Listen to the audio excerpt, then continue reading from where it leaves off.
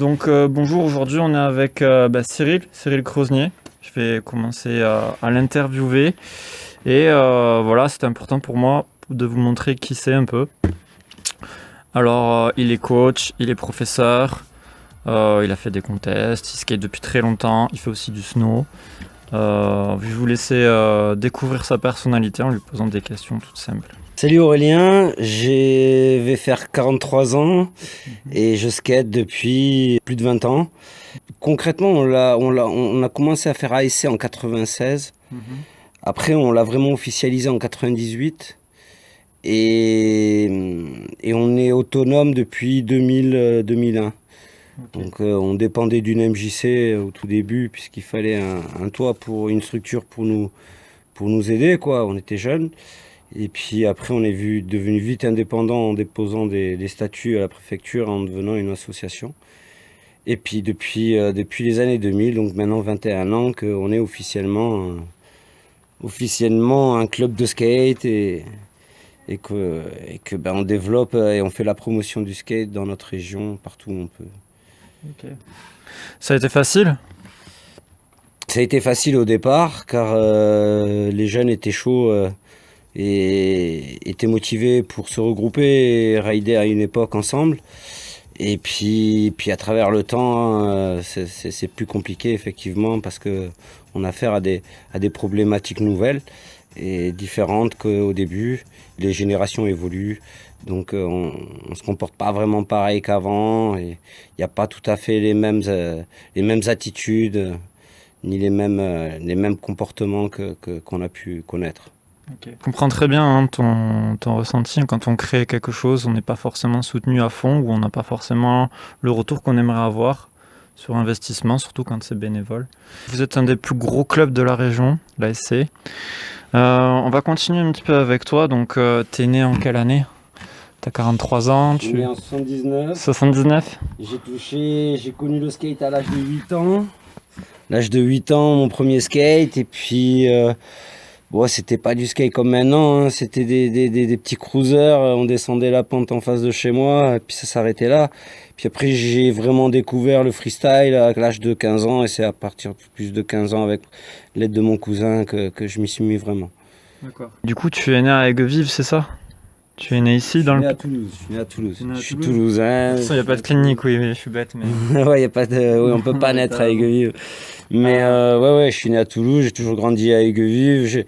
J'ai fait du foot à haut niveau jusqu'en centre de formation, sport-études et compagnie.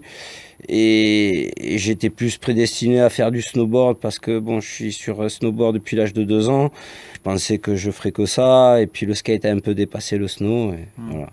Donc après, tu as eu un parcours scolaire aussi, tu as eu des diplômes, tu as eu... Je m'étais investi énormément dans le snowboard, donc niveau formation scolaire, après le foot à haut niveau et sport-études, tout ça.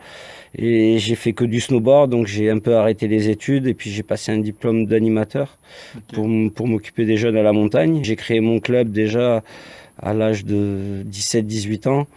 Donc je suis parti dans ces infrastructures au niveau de l'associatif et j'ai passé des diplômes d'animateur professionnel. Du coup, toi, t'as pas eu ton bac, c'est ça ? Alors moi, j'ai rien d'autre que de l'animation. Genre BAFA, non ?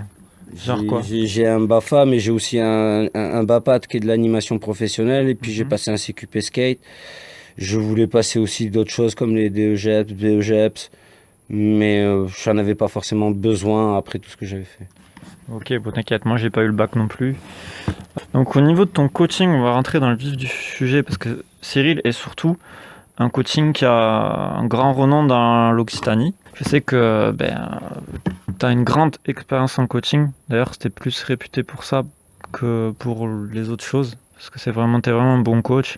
D'ailleurs, on le voit dans les championnats de France, où tu as coaché Jérôme, ou dans la croisade qui avait lieu dans les années 2014 jusqu'à 2017, où tu coachais, où tu arrivais avec une vingtaine de jeunes, donc à Saint-Sulpice ou dans d'autres étapes. On voit que c'était vraiment ton domaine, le coaching, la préparation des jeunes, la motivation des jeunes et les pousser à aller le plus loin possible en compétition. Du coup, d'où t'es venu ce coaching? Pourquoi tout de suite le coaching? Enfin, comment t'en es arrivé à vouloir coacher des jeunes? Qu'est-ce qui t'a poussé à faire ça? Ben déjà, je pense que la question, elle est bien. Elle est bien de se poser cette question. Peu de gens peuvent se la poser ou on peut croire que ça vient comme ça, mais non, pas du tout. Je pense que déjà, en premier temps, je me suis servi de ce que j'ai connu dans les autres sports et surtout au foot à haut niveau.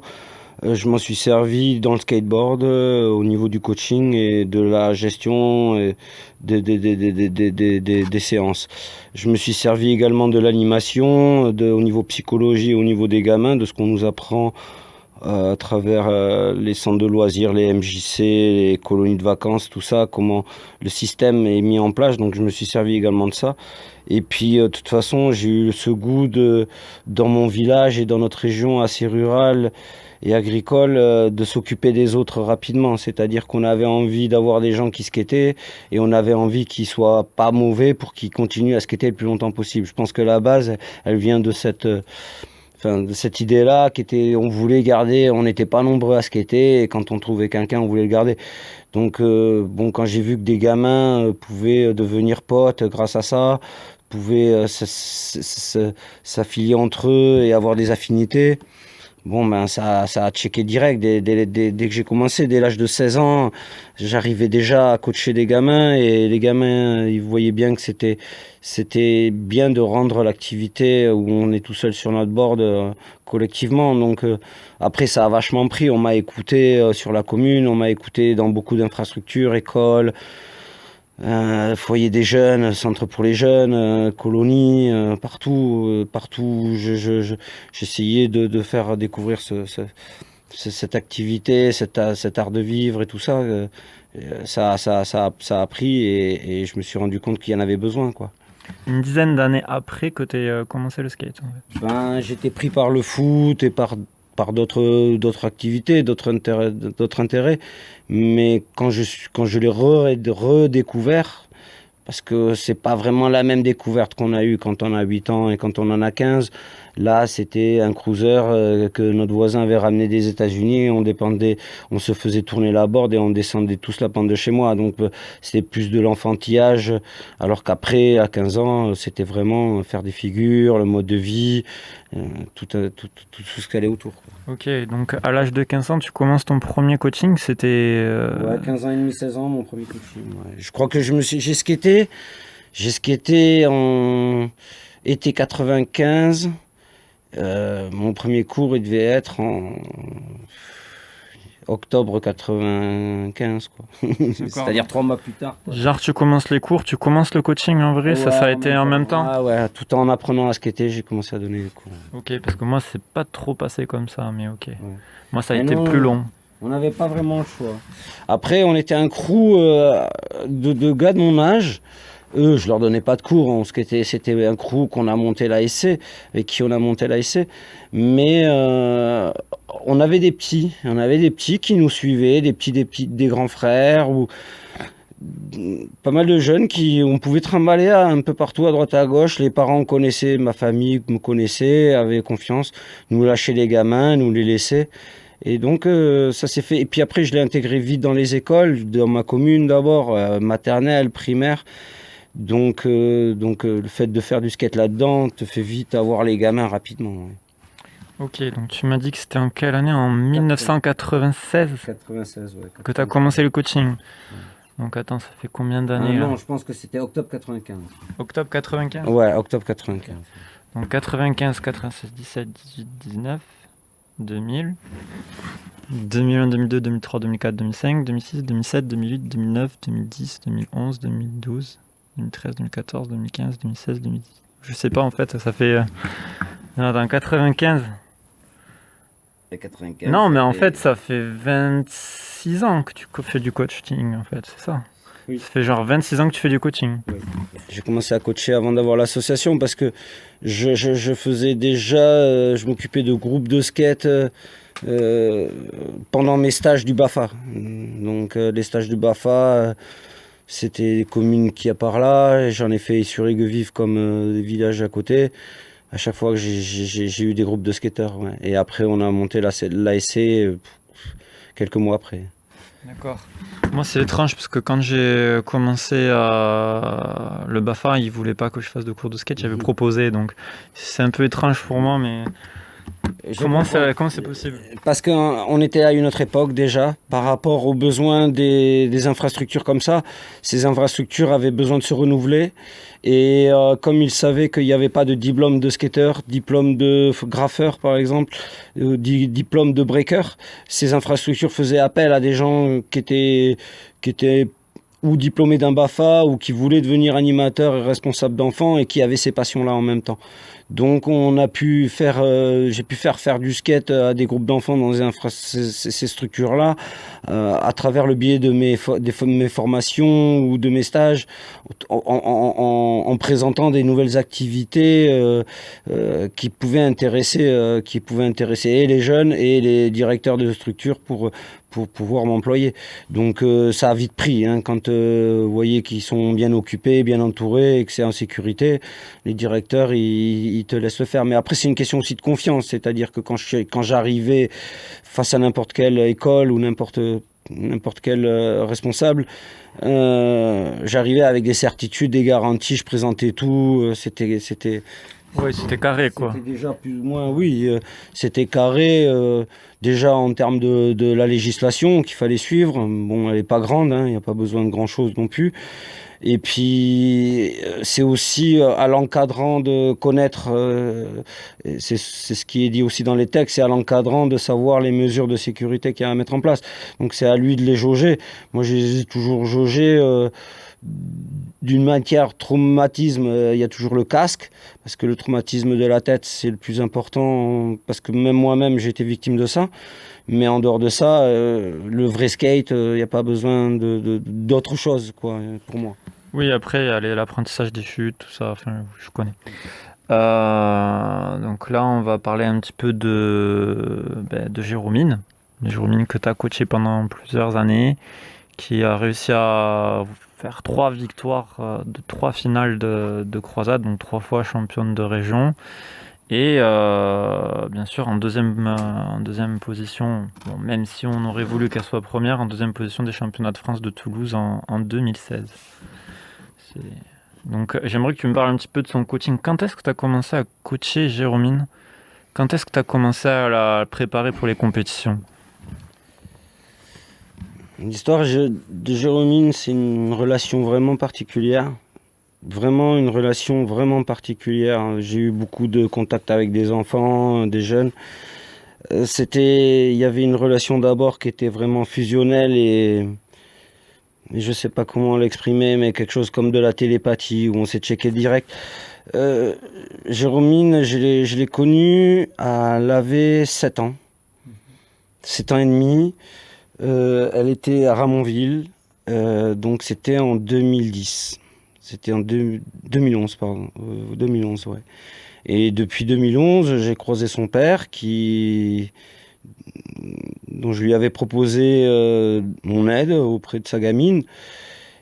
Et tout en lui informant qu'il existait un club vers chez nous où elle pouvait venir. Bon, au départ, on ne pouvait pas vraiment prédire qu'elle allait devenir comme ça. Ce que je sais, que c'est la première chose que j'ai eu à faire, c'était qu'il fallait tout régler. Elle lâchait la board, elle courait après elle courait plus qu'elle n'était sur la planche, c'était marrant. Et il fallait tout remettre à plat, tout reprendre à zéro. Et, et je pense que dès qu'on a vu qu'elle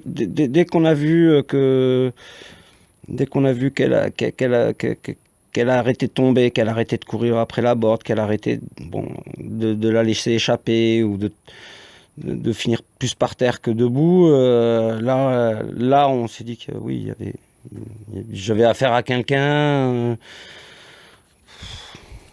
Ben, je voulais dire, je l'ai considérée de normale au départ, mais je savais au fond de moi-même qu'elle n'était pas normale. Tu veux dire différente, genre dans sa façon d'apprendre le skate et dans sa façon de l'appréhender? À tous les niveaux, j'ai eu beaucoup d'enfants, pas que dans le skate. Euh, j'ai eu beaucoup de gamins avec des personnalités, mais bon, elle avait quelque chose. Je savais que je voulais la considérer comme normale, tout en sachant qu'elle était pas. Ouais, elle était un peu différente des autres, mais il y avait des choses qui étaient pareilles que d'autres. Il y avait des choses qu'elle a qui sont absolument pareilles que d'autres jeunes, qui ont les mêmes choses. Mais je pense que elle avait une envie au fond d'elle. Elle avait au fond d'elle, et la seule chose, c'est que son caractère lui permet de l'obtenir. Et je pense qu'elle s'est, voilà, elle a compris, elle a pris conscience de certaines choses et moins d'autres.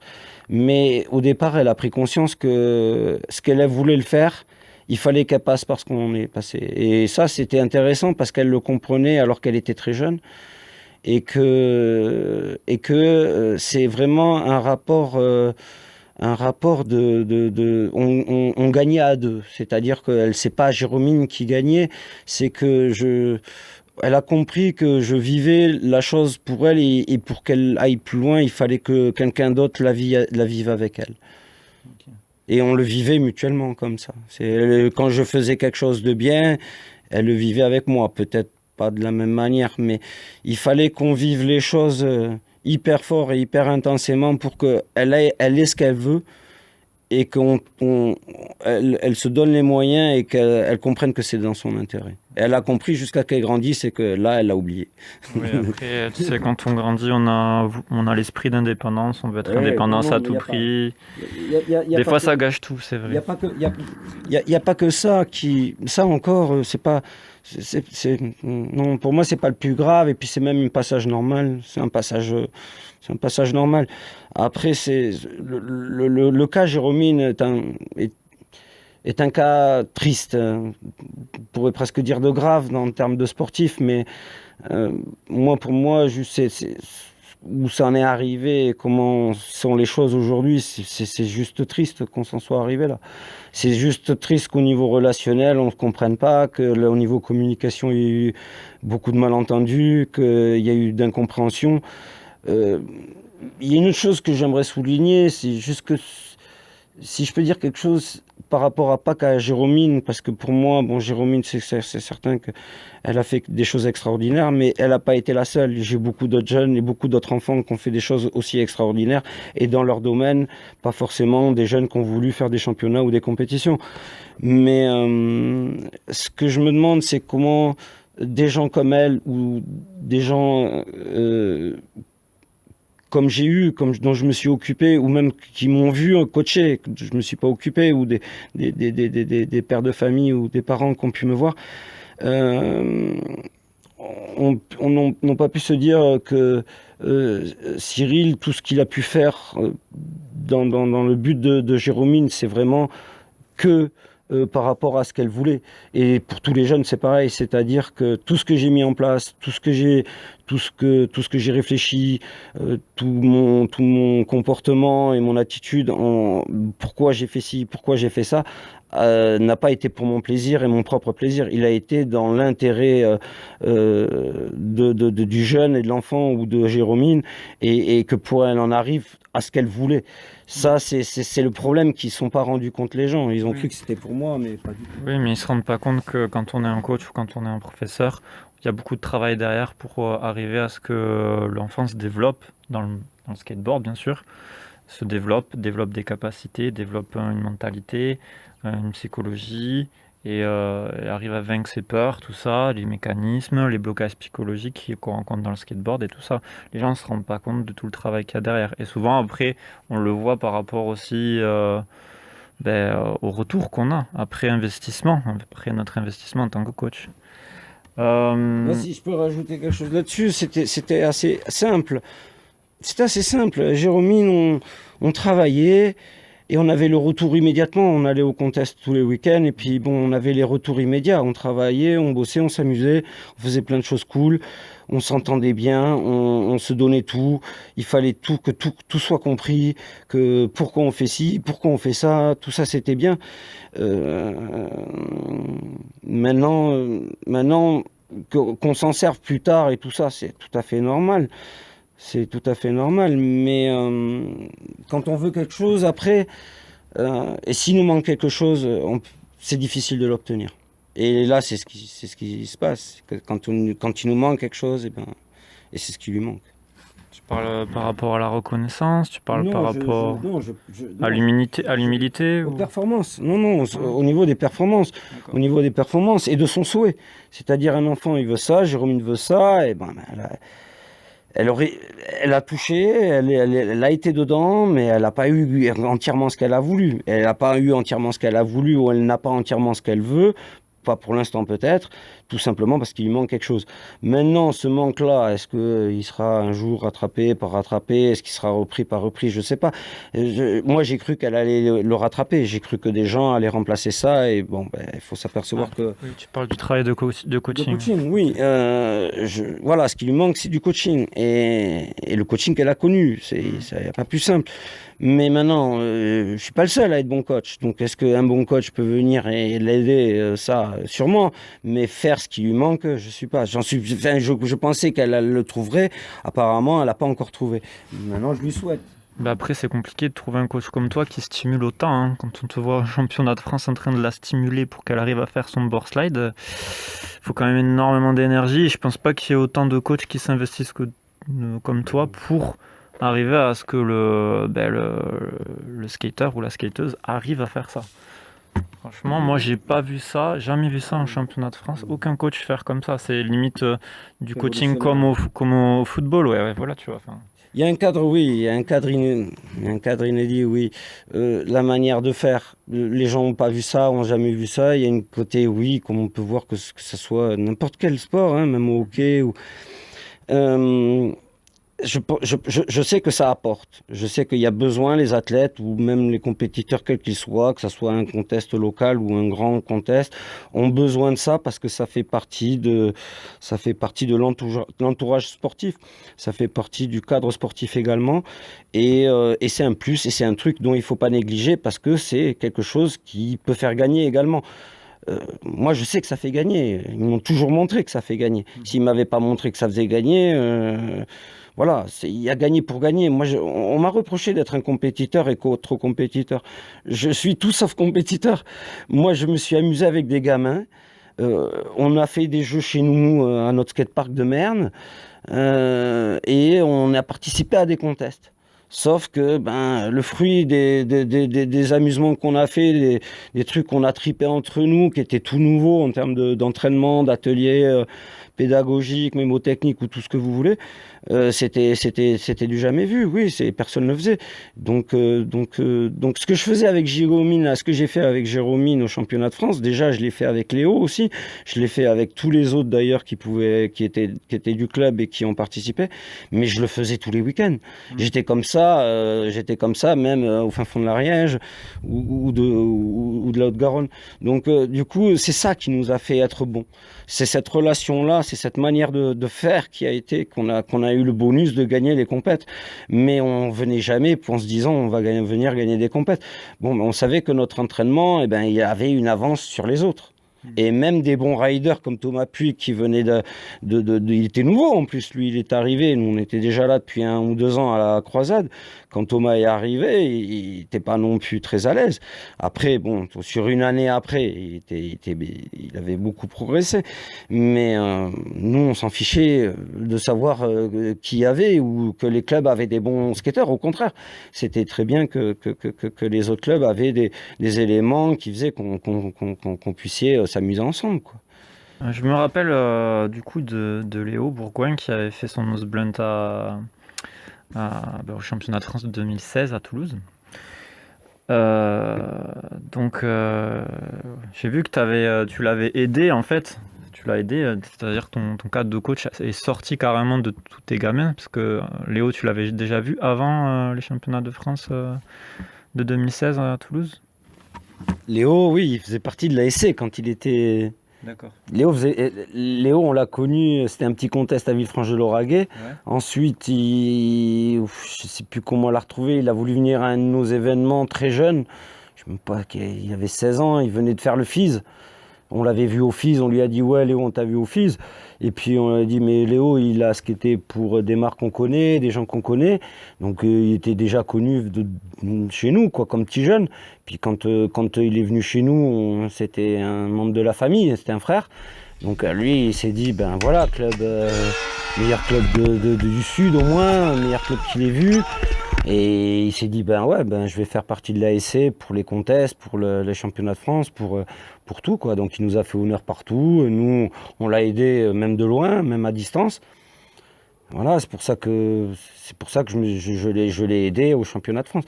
Mais au championnat de France, je l'ai aidé à tous les niveaux. Je l'ai aidé techniquement parce que il survolait pas assez bien le rail, donc il montait pas. Il pouvait pas se poser sur le rail pour son blend, donc il fallait qu'il monte plus au-dessus pour qu'il retombe bien dessus, pour qu'il se cale, pour qu'il visualise mieux. Donc là, déjà, je suis allé le voir plusieurs fois, à revenir à l'élan pour lui dire, oh, là, monte au-dessus, tape plus haut, monte ton genou, appuie sur ton truc, parce qu'il appuyait pas, donc il appuyait pas au bon moment, il appuyait à la sortie au lieu d'appuyer sur le rail. Donc là, tu appuies à la sortie, tu casses de board. Après, il a voulu arrêter. Non, Léo, parce que ça, c'est comme ça que tu vas le rentrer. C'est cette manière dont on rentre les figures. Donc il fallait que on nous sauve, quoi. Donc le copain d'Hélène de l'époque, nous a prêté sa planche, la troisième planche qu'il a utilisée, et là il l'a rentré. C'était même sa quatrième. Le copain d'Hélène Girard. Voilà, la copine d'Hélène, Giraud ou Girard. Oui, c'est Girard, Hélène Girard. Hélène Girard, mais qui a gagné du coup. Qui avait gagné, mais son copain a super bien réagi. Il a été super sympa à ce moment-là. Mais il a refusé, c'était en plus la quatrième board, c'était pas la troisième, c'était la quatrième board, donc il en a pété 3, et avec la quatrième, celle de son copain, il a réussi à le plaquer. Ouais. Et là, il fallait pas qu'il avait dit non, hein. J'étais en haut, au fond, à l'élan, et puis il me dit non, Cyril, non. Et puis quand il est arrivé, qu'il casse la board, là, il dit à tout le monde, j'en ai marre, j'arrête. Je pense que c'était trop, c'est magnifique, parce que c'est ça vraiment les moments qu'on kiffe, qu'ils soient en compète ou pas, mais 3000 personnes, le mec, il casse les planches, et puis il écoute les conseils, il me dit, ah ouais, je passe au-dessus. Ok, il passe au-dessus, il prend la board qu'il connaît pas, first try, il met le tricks, et là, on est, je sais pas, 10-15 à lui sauter dessus.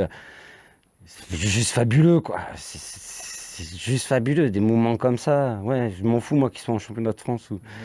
Et puis tout Toulouse était à fond avec nous et avec lui. Et on a eu du respect, c'était super sympa. C'était vraiment bien d'avoir ce respect-là et cette compréhension. Les gens ont compris. Et pour une fois aussi, au niveau du jugement, bon ben là, voilà, quoi, c'était... Et puis devant des bons, hein, devant des Garcia, devant des Garbacho, devant des Milou. Tu sais qu'ils ont hésité à le faire gagner le Best Tricks parce qu'il y avait Vincent Milou, il y avait Benjamin Garcia. Ils disaient on va le faire gagner entre Benjamin Garcia et Vincent Milou. J'avais parlé avec Lestrade, je crois, avec David Lestrade qui était dans les juges. Et ils ont hésité et en fait ils ont tranché avec Léo. Parce que Léo, il avait cassé quand même 3 boards et voilà quoi, il s'était quand même acharné. C'était vraiment le best, il a donné le meilleur de lui-même quoi en vrai. Et d'ailleurs, vous pouvez trouver toutes les images du championnat de France de 2016 de Toulouse sur YouTube. Hein. Vous verrez le nose blunt de Léo Bourgoin qui est passé sur l'Instagram de Trasher à l'époque. Hein. Attention, c'est pas rien. Ouais, 300 000 vues, truc de fou, oui, 300 000 vues. Moi, j'avais bien aimé cette session parce qu'il y avait du bon niveau général. Milou et Ben Garcia, tout ça, ça avait été un beau spectacle pour Toulouse.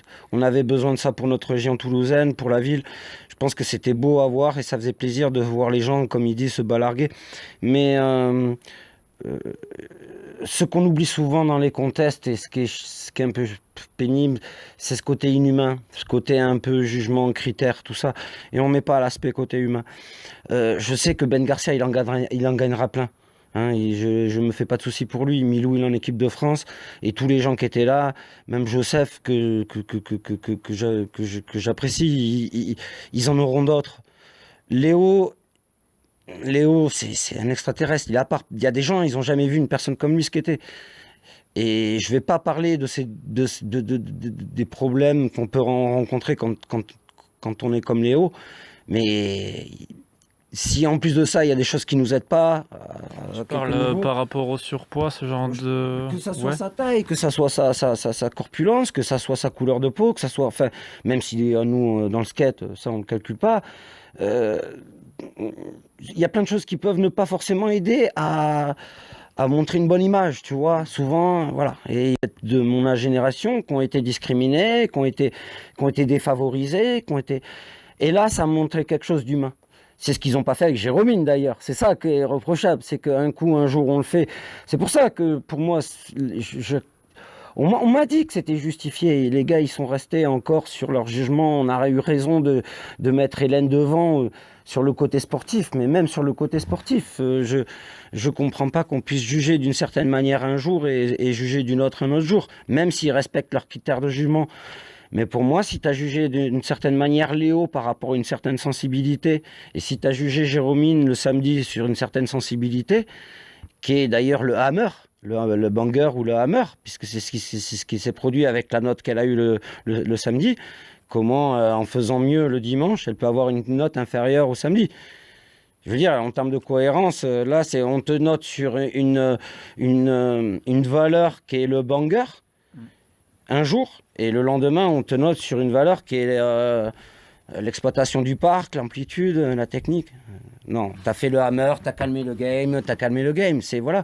Et je pense qu'ils l'ont bien fait le samedi, ils ne refont pas le dimanche. Pour moi, c'est niquer un discours qu'on tient aux gamins, quoi. C'est un discours qui est... Et en plus, c'est un club de skate, donc j'ai rien contre eux, je les ai toujours adorés, j'ai du respect pour les grands clubs, j'ai du respect pour les gens qui se bougent, j'ai toujours eu du respect.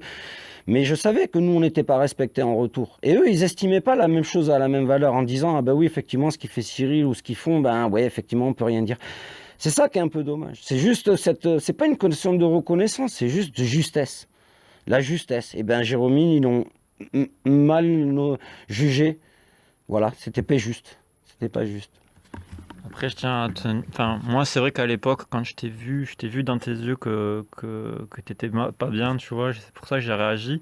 J'avais fait un post sur Facebook, mais c'était pour réagir. Moi, je savais pas à l'époque qu'on pouvait contester directement le podium en allant voir les juges et en leur demandant des explications et tout ça. Et de faire... Moi, je connaissais pas les règles. Donc, j'ai fait un post Facebook et mon but, c'était vraiment de faire réagir les gens pour que ça change. En sachant que en tant que skater sudiste, on a un passif comme quoi on est un petit peu mis en retrait en général des podiums dans toute l'histoire des championnats de France. Et du coup, il y avait un peu ce malaise, on sentait qu'on était un petit peu exclus. Et c'est pour ça aussi que j'ai fait ce post Facebook à l'époque, pour mettre en lumière un petit peu ça. Moi, Après... ce que j'aimerais rajouter, c'est que... si vraiment ça avait été radical, bon Hélène, on pouvait pas réclamer quoi que ce soit ou ça aurait été flagrant. Bon ben voilà, moi, j'ai toujours été pour la justice. Donc et c'est déjà arrivé qu'au sein du club, on a eu des formes d'injustice dans d'autres contextes où on avait des gamins qui n'avaient pas mérité à notre club, qui ont gagné à la place d'autres. Et qu'on était obligé d'expliquer aux gamins que c'était pas la faute de nous, que c'est pas la faute du gamin et que ça pouvait arriver, quoi. Et que ça arrive assez régulièrement, les petites erreurs de classement ou de jugement. Bon, après, sur les contests, ça veut rien dire, donc c'est rien. Mais sur ces championnats de France, ça avait un goût particulier. C'était à la maison, c'était des gens qui connaissaient Jérôme. On n'avait pas, moi je voulais pas avoir de favoritisme, je cherchais pas à la favoriser. Donc ce que j'ai fait, c'est que j'ai mal réagi, je me suis énervé quand j'ai vu le score et que j'ai la remise des podiums. Et quand on a découvert ça, on s'est retrouvé à 3000 personnes complètement éberluées, complètement étonnées, surpris sur le cul, en train de se dire, mais attends, tout le monde s'est tué d'ailleurs quand ils ont appelé Jérôme prendre deuxième. Les gens ont eu un... c'est vrai que l'ambiance au skatepark, on le sentait qu'il y avait quelque chose que les gens n'avaient pas compris et Voilà, qui... tout à fait. C'est vrai. Tout à fait. C'est vrai, j'y étais, j'avais... Une seconde ou deux où les gens ils s'attendaient pas du tout à ça de la part du speaker. Et puis moi, dès que j'ai vu le truc, ben, je suis devenu rouge, quoi. Parce que, bon, des fois, la plupart du temps, un petit contest ou même des contests normaux, je fais c'est pas grave, je console le gamin, enfin voilà, je fais pas de scandale. Mais là, bon, là, je les ai insultés de tous les noms, des gens que je connais, tout le monde m'a entendu, même le speaker s'est arrêté de parler. Voilà, en fait, de quelque chose où on avait tout explosé, où il y avait une bonne ambiance, quoi. Jérôme a fait lever la foule, elle met ses trucs, ça fait gueuler dans le gymnase, enfin, il y avait de l'ambiance, enfin, ça ressemblait à un vrai putain, tout le monde. C'est comme quand tout le monde a gagné, il n'y avait pas des gars qui faisaient la gueule ni rien, tout le monde a gueulé quand Léo a rentré le truc, on avait gagné la Champions League. Et que là, ils ont un peu gâché le truc, quoi, gâché la fête. C'est-à-dire la gamine du Havre ou de je sais pas où, que j'appréciais, c'est rien à voir en plus contre Hélène. Hélène est une super skateuse, c'est pas le problème. Mais là, venant de leur part, je fais, mais les gars, vous avez tout gâché. Vous avez tout gâché, quoi. Et ça a été le cas, parce qu'ils ont gâché même au niveau public, au niveau de l'image du skate à Toulouse. Ils proposent un bon truc, on se casse le cul à faire un skatepark un peu difficile à skater, certes, parce que bon, il y a eu du BMX intégré là-dedans, mais ça c'est pas grave. On a fait un bon parc, les gars, ils l'ont quand même bien rossé, et on fait le spectacle les 2 week-ends. Qu'on se fasse remarquer, c'était pas le plus important. On avait envie d'accueillir des gens de loin, donc il y a plein de gens de loin qui sont venus. Ils ont trouvé le skatepark dur à skater, mais en dehors de ça, l'ambiance était très cool, on s'en est bien sorti. Ara, même s'ils ont eu des difficultés, a très bien géré quand même. Mais nous, l'ASC, on a une très bonne pub également, avec une très bonne image. Mais à la fin, voilà, c'est parti en scandale, quoi. À la fin, j'insultais tout le monde, je suis obligé d'aller dehors, même des gens connus me disent « Cyril, si t'arrives ?» Léo, obligé de me calmer, nous, le lendemain, toi qui fais ton poste. Il y avait une forme vraiment d'injustice par rapport au travail qu'on avait fait, par rapport à plein de choses, et puis c'était vraiment de bonne... c'était sportif, quoi. C'était pas... j'avais envie que ma gamine gagne, quoi. Pas du tout. C'est vrai que sur le plan technique, oui. Je me rappelle que Hélène Girard, elle avait fait des tricks techniques, mais elle n'avait pas pris de vrais risques comme Jérôme elle avait pris.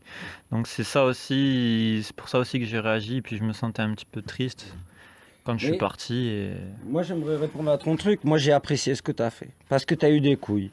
Je pense que beaucoup de gens osent pas, ou peuvent penser ou la même chose, ou complètement l'inverse, en disant c'est normal. Mais peu ont eu des couilles. Moi, j'ai gueulé auprès de certains de l'astuce ou de la Fédé au téléphone. Après tout ça, où j'ai pu avoir des gens comme les gars de la Fédé, où j'ai pas eu peur. J'ai pas voulu qu'on se laisse faire, et c'est tout ce que j'avais envie, c'est-à-dire qu'on se laisse pas faire. Bon, maintenant, ça allait pas changer les choses. Maintenant, quand Hélène avait fait toutes les étapes, Jérôme n'avait pas fait toutes les étapes, elle n'avait que 11 ans. Quel âge? 14 ans? Non, je sais plus combien l'âge. Non, elle avait... Quel âge avait Jérôme? Oula, là tu me poses une bonne question. Si tu veux, on peut regarder. Oui, elle avait. Non. Elle a quel âge maintenant déjà? Non, c'était 14 ans, je crois. Je crois que c'est 14 ans. C'est 14 ans quand on fait les championnats de France à Toulouse.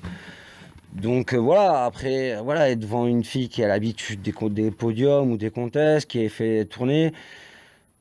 Au niveau d'un intérêt fédéral, je comprends qu'ils aient mis Hélène, mais d'un côté sportif, je ne comprendrais pas. C'est juste que quand on regarde les vidéos, l'ASC a tout filmé, puisqu'on filme tout ce qu'on fait. Donc le run de Jérôme, le run de Hélène a été filmé. Et on ne comprend pas. C'est clair que quand on voit les vidéos, oui, on a tous été unanimes.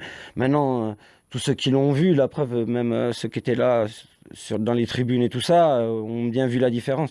Une gamine de 14 ans qui se jette comme Hélène se jetait au même endroit, c'est-à-dire qu'ils faisaient pas tout à fait les mêmes tricks, mais ils se jetaient sur les mêmes modules. Donc c'est pas une question, le côté humain qu'ils ont eu envers Léo et le côté compliqué, tout ça, bon, ils auraient pu le faire pour Jérôme. Mais ça l'aurait pas cassé. Je pense que ça leur aurait permis de suivre un rêve dans lequel elle l'est aujourd'hui, puisqu'en étant membre d'équipe de France, plus ou moins, pas junior, mais elle a été en junior, puis maintenant elle est en équipe de France. Je pense que ça aurait été ne pas casser quelque chose, quoi, ne pas détruire un enfant. Bon, il y a d'autres choses qui peuvent venir nuire à tout ça, mais je pense que ça aurait été, ouais, moi je pense que ça aurait été judicieux et légitime qu'ils reconnaissent leur erreur parce que moi ça m'est déjà arrivé, hein. J'ai fait un contest il y a 2 semaines. Et j'ai oublié un truc pour un gamin qui est venu au skate, et ben, merde, je suis désolé, putain, j'ai oublié. Bon, c'était un lot qui lui était prévu, bon, ben, voilà, tant pis. Mais c'est pas parce que ça fait 26 ans que j'encadre ou que je fais des contests qu'il n'y a pas, il y a pas un truc qui fait que bon, on a oublié ou on a zappé, et puis voilà. Mais il y a pas d'enjeu là-dedans, il n'y a pas vraiment d'enjeu. Ouais. Donc c'est pas une gravité en soi. Mais là, pour des constructions de jeunes comme ça, qu'on se désire d'aller le plus loin possible et de faire partie de quelque chose qui est une institut national, quoi, fédération nationale, une équipe nationale, c'est une institution. Et ben, quand on veut faire partie de ça et qu'on casse un peu les gamins comme ça, je trouve ça dommage parce que moi, je sais qu'au foot, je l'ai connu, je sais que dans d'autres sports, je l'ai connu. Puis ça m'a pas fait du bien, quoi, moralement, quoi. Bon, t'inquiète, moi non plus, hein, les championnats de France m'ont pas fait du bien moralement non plus. Surtout l'accueil. Surtout ouais, c'est une autre histoire, mais tu sais, c'est y a pas que moi qui pense ça et c'est vrai que c'est dommage, c'est pas très sport au final. Alors Là, du j'aurais coup, aimé continuer à faire gagner des gamins en championnat de France. ouais. J'aurais aimé continuer. Je sais que j'en avais d'autres que j'aurais pu. Mais ça t'a déçu, genre? Alors ça, c'est pour autre chose. Là, c'est une raison presque, je dirais, personnelle. Moi, j'ai voulu passer mon DE. Tout le monde me disait, Cyril, t'as le niveau pour passer ton DE. D'ailleurs, ça fait bien longtemps que tu travailles comme un DE. Tu fais exactement ce que les DE font, même plus. Les gens même de la Fédé m'ont dit ça. Des anciens présidents de l'ASC m'ont dit ça. Des anciens directeurs et responsables de structure m'ont dit ça. Et au moment où je fais mon DE, la Fédé me refuse. Donc là, suite à ça, oui, plus personnellement, j'ai refusé de soutenir, et puis d'aider des jeunes gamins à qui on allait encore les détruire ou les casser. Donc si c'était pour les casser, ça ne m'intéressait pas, qu'ils allaient se casser tout seuls, comme des grands. Est-ce que tu veux parler un petit peu des autres jeunes? Des autres jeunes que t'as coaché? Est-ce que les frères Chilé, Yann, tout ça, tu veux en parler un peu ou pas forcément? Si, bien sûr. Si, bien sûr. La première chose, c'est qu'en tournant dans toute la France, à rencontrer des gens, des crews, des gros teams de skate, d'autres clubs, des gens qui connaissent pas trop, on a rencontré des gens hyper avenants, hyper sympathiques, hyper compréhensifs, qui voyaient que c'était quand même assez particulier ce qu'on faisait et qui avaient cette conscience-là, qui avaient cette prise de connaissance-là. Et ça nous a fait vachement chaud au cœur. Tous ces gens-là qui ont pu être comme ça à travers nos sorties et nos aventures, franchement, c'est ce qui nous a fait qu'on garde le plus, qui nous a marqué le plus. Par contre, suite à ça, on s'est aperçu que peu de gens faisaient un peu comme nous, quoi. C'est-à-dire que c'est vrai que quand les jeunes allaient ailleurs et qu'ils rencontraient les autres, ils se disaient ah ouais, mais nous, chez nous, ça se passe pas pareil. Et c'est vrai qu'ils se rendaient compte de comment moi j'étais avec eux par rapport aux jeunes qu'ils rencontraient ailleurs, partout ailleurs. Ils se rendraient compte qu'ils n'étaient pas pris sous la même aile, c'est-à-dire que ils avaient une sorte de compréhension en disant putain, c'est vrai que l'ASC et Cyril ou les gens qui sont avec lui s'occupent vraiment bien de nous et par rapport à d'autres, quoi. Donc là, oui, ils se sont rendus compte de ça.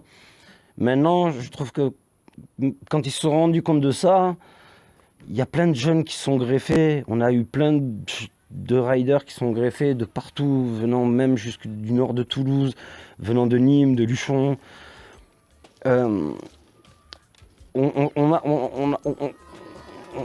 L'union fait la force, quoi. On s'est fortifié grâce au nombre de gens et puis on s'est tiré la bourre entre nous, donc le niveau a énormément progressé et à travers, quand ça a commencé à apparaître, on a vécu des choses incroyables. On a vécu des trucs, j'ai pas vu en fait. Il y a sûrement des gens qui ont eu des relations énormes.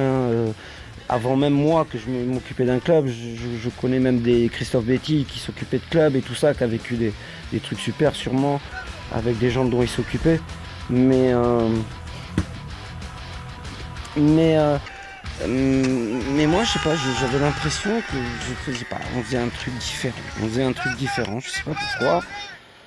On faisait un truc différent, pas parce qu'on voulait être différent, mais parce que notre intelligence, notre manière de concevoir les choses, nos croyances, la foi qu'on avait dans le skate et tout, par rapport à d'où on vient aussi, parce que c'est beaucoup de choses qui fait que, comme on vient d'un village perdu du Lauragais, où c'est pas propice au skate, fait aussi ce on a été.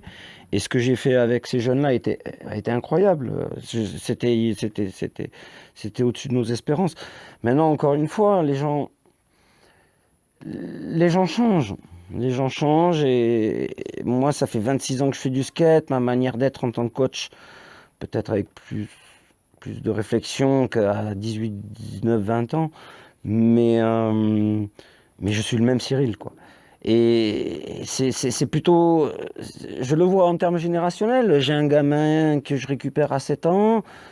Eh ben, à 13 ans, il n'est pas tout à fait pareil qu'à 7. À 18, il n'est pas pareil qu'à 13. Et à 28, il ne sera pas pareil qu'à 18. Et puis à 40, je ne sais pas comment il sera. Il sera différent que comme il est maintenant. Il n'y a que moi qui ne change pas, quoi. Non, mais change surtout pas, on était très bien comme ça. Alors, du coup, tu parles d'une manière globale de tous tes gamins, Oui, Yann confondu, les oui, frères Chilé, tout. oui, tous les jeunes. Oui, oui, D'accord. oui, oui, pas de niveau confondu. Ok.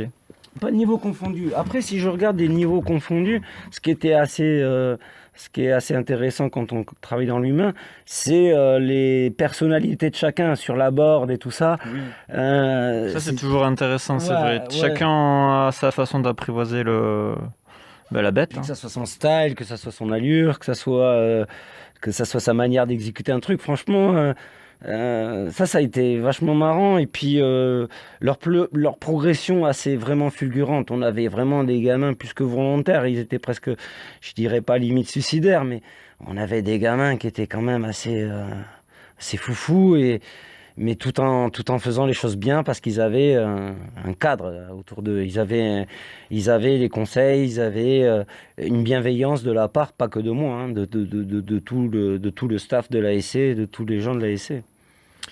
Alors, est-ce que tu peux me parler maintenant un petit peu de la croisade? Donc, il y a eu 3 ans où tu as coaché Jérôme, où elle a gagné, elle a fait première chez les filles.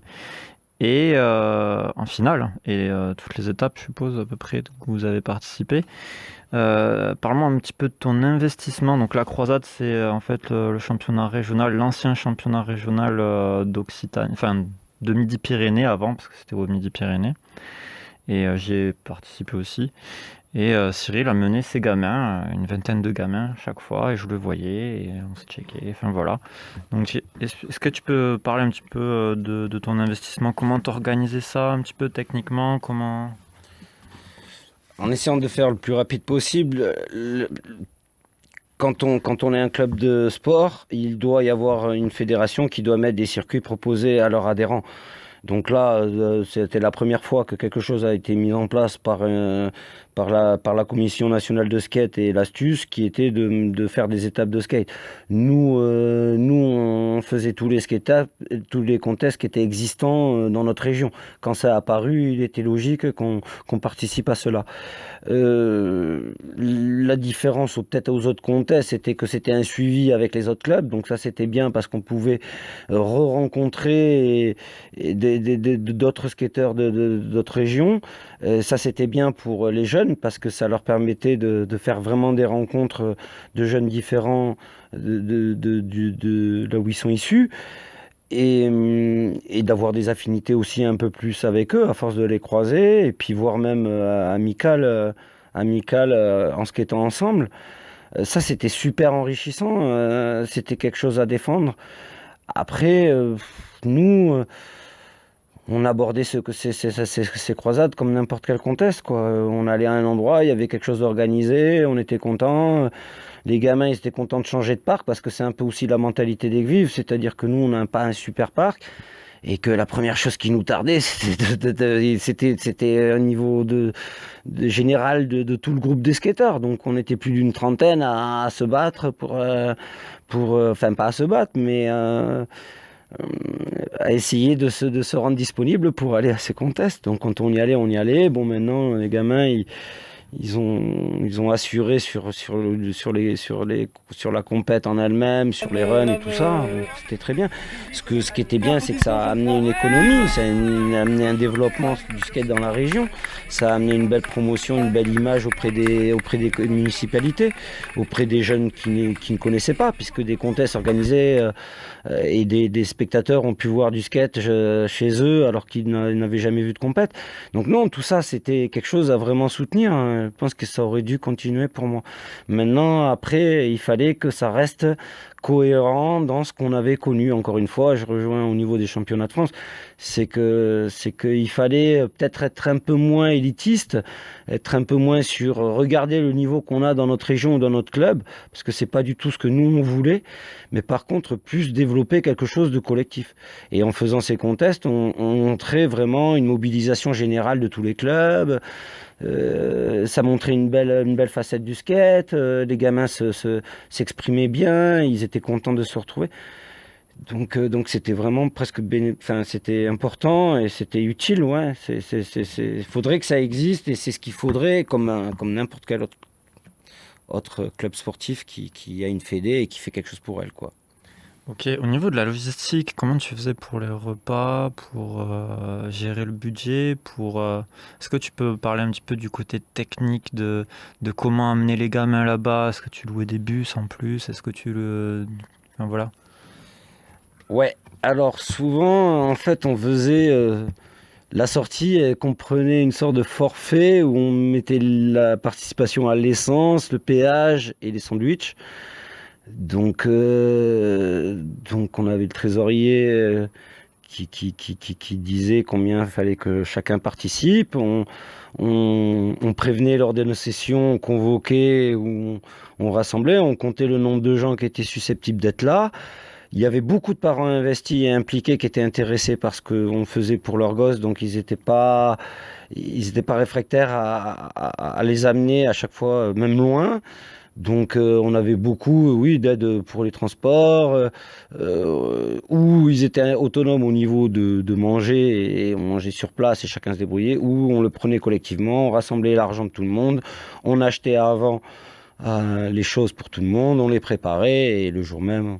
Mais on se donnait les moyens pour être le plus opérationnel possible et pour que les gamins soient le plus à l'aise et le plus confortable possible avec tente s'il y avait trop de soleil, chaise. Enfin, on débarquait quand même à une moyenne de quinzaine. Et puis on avait des minibus puisqu'il y avait un parent qui avait un 9 places. Enfin voilà, il y avait tout le monde qui se bougeait. Puis c'était un événement. Quand on partait, c'était comme quand il y avait des supporters qui te suivent. C'est un peu la même chose. On a vécu ça. En vrai, c'est vrai que je me rappelle, c'était vous qui mettez l'ambiance carrément au contest. En vrai, vous étiez tellement. On faisait des catégories à nous tout seuls. Oui, oui. On sauvait pas mal de contests, oui, effectivement. Ouais, beaucoup d'investissements, c'est vrai, je me rappelle. Donc là, on va parler un petit peu de ton club. C'est la troisième partie. Donc l'ASC, donc on en avait parlé un petit peu, qui a été créé en 1979. 96. 96 En 96, ok, je suis pas du tout, mais donc le club qui a été créé en 1996, c'est ça, donc moi j'avais 6 ans. 1996, c'est vrai? 96. Oui, donc j'avais 6 ans. Oui, le premier skate que j'ai touché c'était en 97, mais j'ai pas continué tout de suite. J'ai continué après. Et ouais. Donc du coup, combien d'élèves cette année, tu vois? Là, on a atteint 30 adhérents. 30 adhérents, pour ceux qui ne connaissent pas trop les histoires de clubs de skate, c'est beaucoup, c'est grand club. 30 adhérents, pour un club de skate, c'est grand club.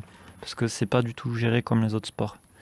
Ouais, surtout que c'est 30 tous les ans. Enfin, le taux maximal de membres qu'on a pu avoir, je crois que c'était, mon père me le dirait, mais c'était 2013-2014, 60 adhérents, oui, à l'ASC. Ouais. Que je coachais C'est un tout beau seul. chiffre. Ouais. Que je coachais, Bah, enfin on chapeau. était deux plus ou moins. Franchement, chapeau. 60 et puis que sur une seule soirée en plus, c'était que le vendredi. Que le vendredi. Ah oui, Ah bah, ouais, oula. c'était tout le monde le vendredi. Ok. Il y avait 4 à 5 créneaux le vendredi. Ouais. Ah 4 ouais. créneaux avec les filles. Ben, moi, j'ai pas connu ça, mais je pense ça doit être Ça sympa. s'enchaînait, j'avais pas le temps de manger. Les sandwichs, j'ai donné. D'accord. Donc, oui.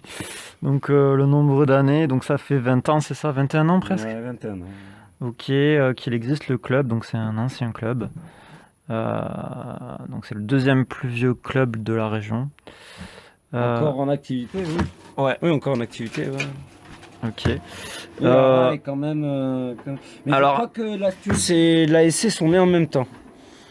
L'Astuce et l'ASC sont nés en même temps au niveau officiel, je crois. Hein, une genre de 98-2000, un truc dans le genre.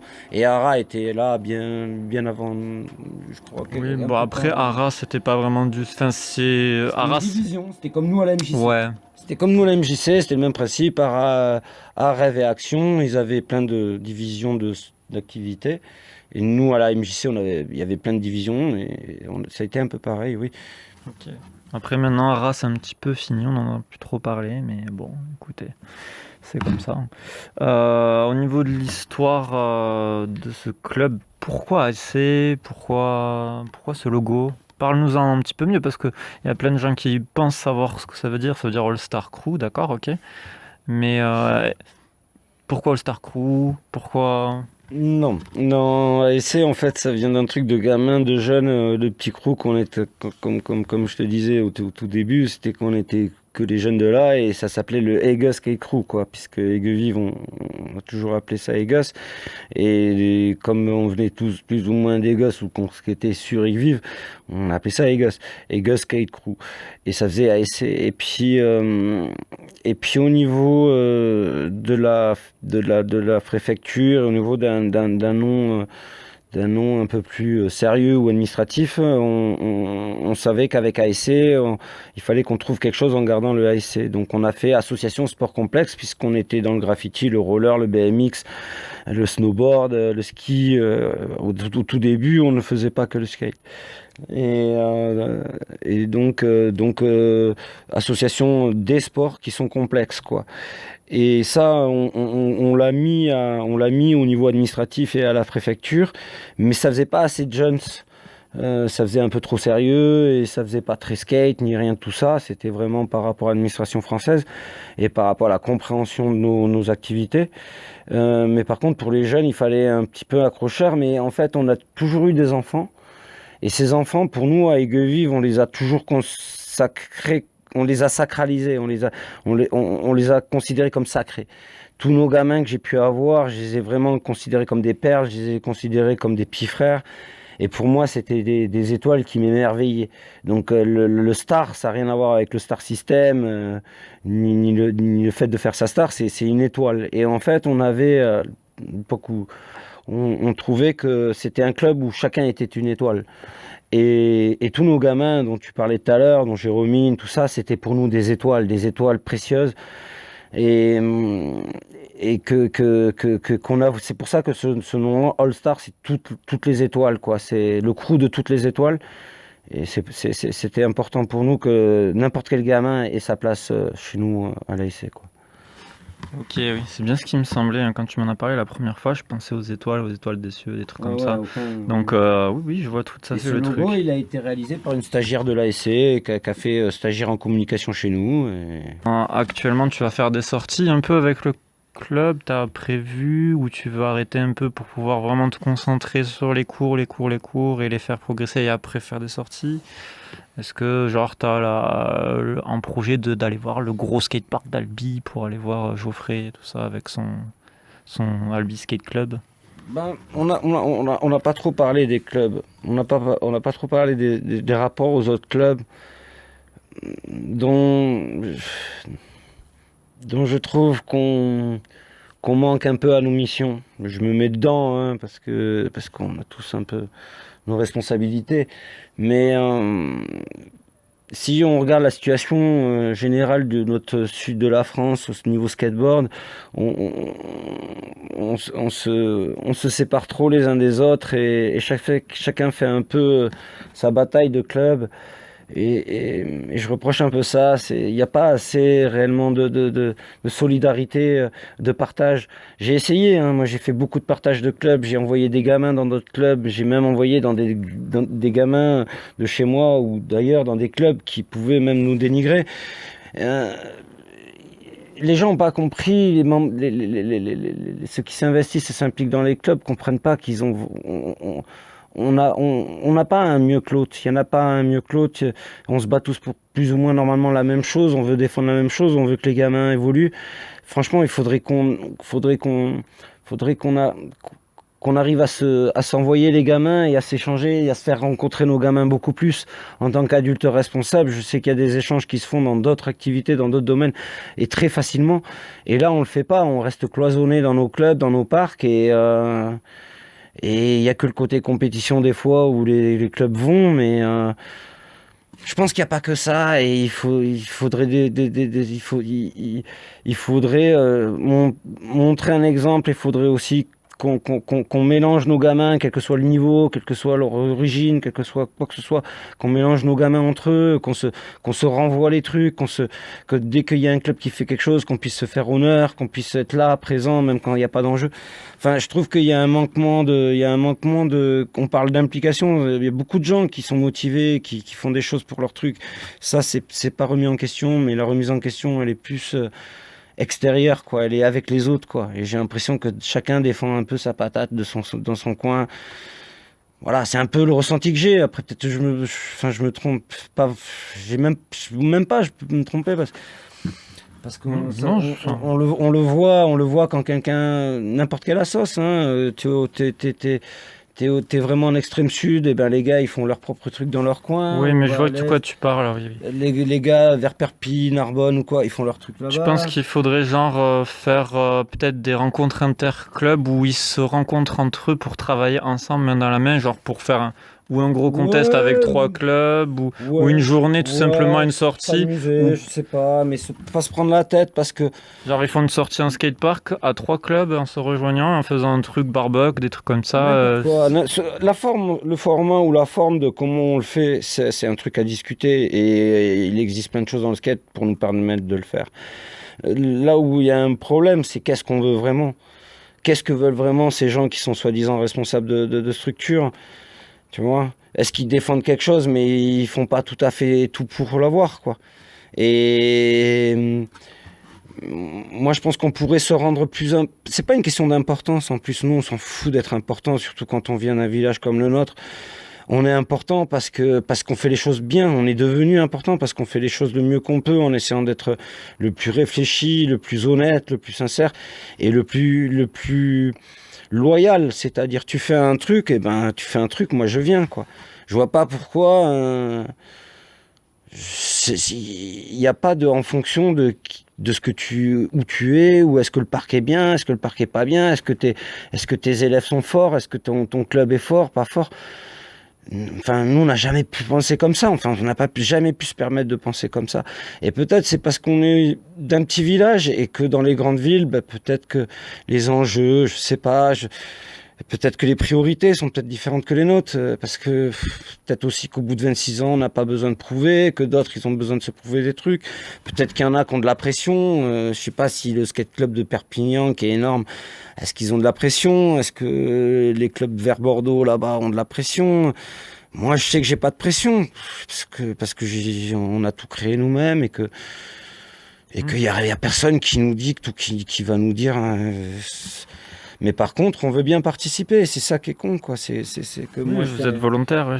Je fais un truc chez moi, mais parce que j'ai un parc pas super, et ben les gens viennent pas, quoi. Alors que c'est une superbe journée que tu vas passer.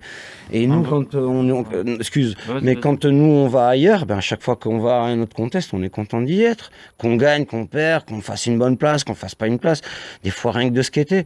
Moi, je suis allé à un contest à Foix il y a pas très longtemps. Au départ, j'étais censé participer en tant que participant. Ben à la fin, t'es trop vieux, ou il y a trop de monde, on n'a pas assez de l'eau, machin, on te compte pas, on va même pas te classer. Mais mec, non. normal, les gamins, ils ont envie de rêver. Moi, je vais pas rêver à un contest à 43 ans, quoi. Donc, je trouve que c'est dommage qu'on mette trop un peu les performances, un peu trop les compètes en avant et qu'on mette pas le côté humain. Moi, mes gamins, ils ont besoin de voir des gens d'ailleurs et on n'a pas toujours l'occasion maintenant. Avant, oui, il y a quelques années, quand tout le monde se bougeait, on bougeait partout. Mais il y a le nombre d'événements qui a baissé aussi.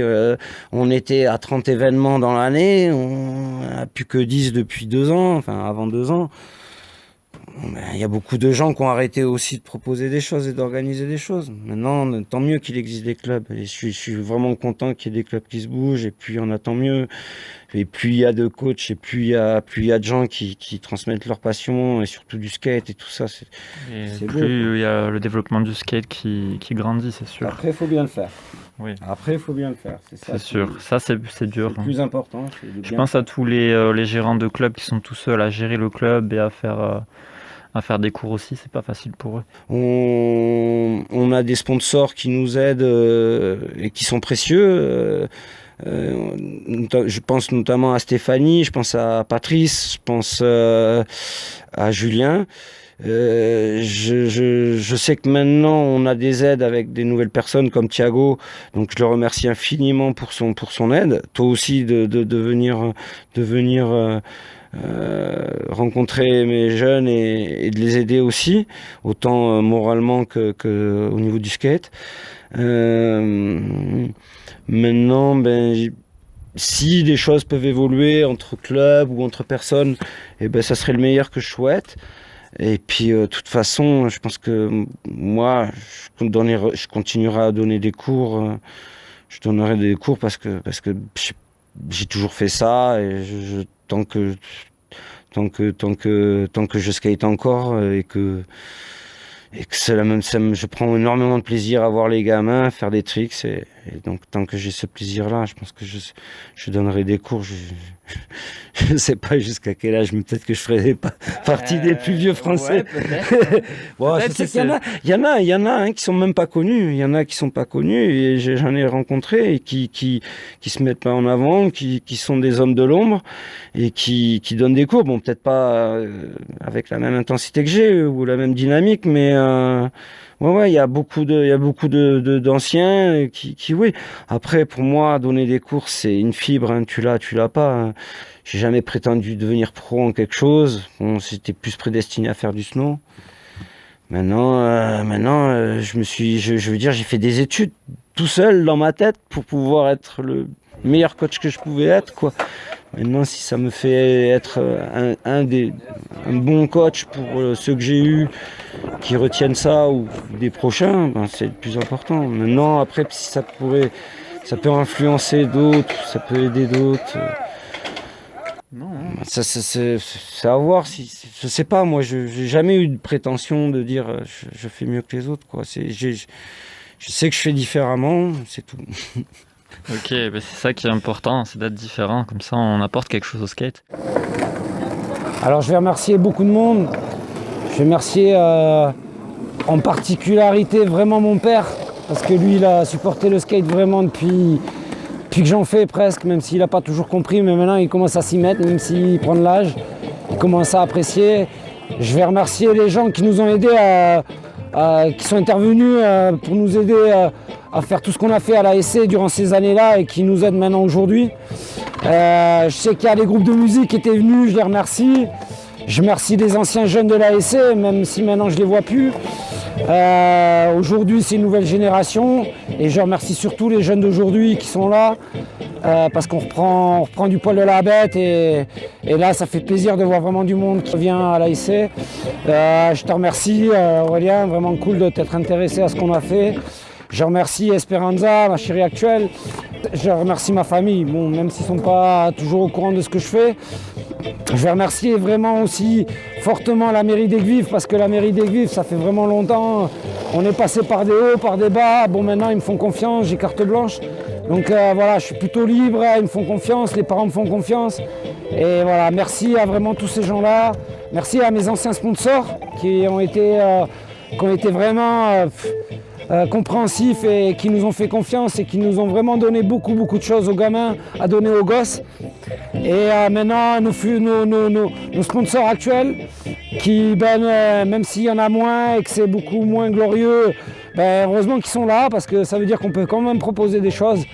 Et puis je pense que les perspectives d'avenir et le futur sera vraiment bon pour nous avec l'arrivée d'un nouveau projet et le nombre de gens qui vont venir. Je pense qu'on va faire vraiment des bonnes sessions de skate et puis des bons projets, des bonnes idées. On va avoir des bons gamins qui arrivent et puis on a une bonne génération, quoi. Vraiment, je suis motivé et je pense que je ne m'arrêterai pas comme ça. Merci à tous, merci les gars. Et puis à plus dans les parcs, quoi, ou n'importe où. Et c'est... Donc je te remercie, écoute, c'est Merci, cool. Merci. Cette vidéo, j'espère qu'elle vous sera plu. Voilà, du coup cette interview se termine. Et n'hésitez pas à liker, à commenter, hein, le train-train quotidien. Et voilà, n'hésitez pas à me dire si ça vous plaît. J'en referai d'autres sur d'autres personnalités du skateboard toulousain. Cyril est une grande personnalité du skateboard toulousain. Il a marqué aussi en championnat de France et il continuera certainement à marquer, je te le souhaite en tout cas, le skateboard toulousain et le skateboard français. Ok, Merci. allez, à plus. Ciao, ciao.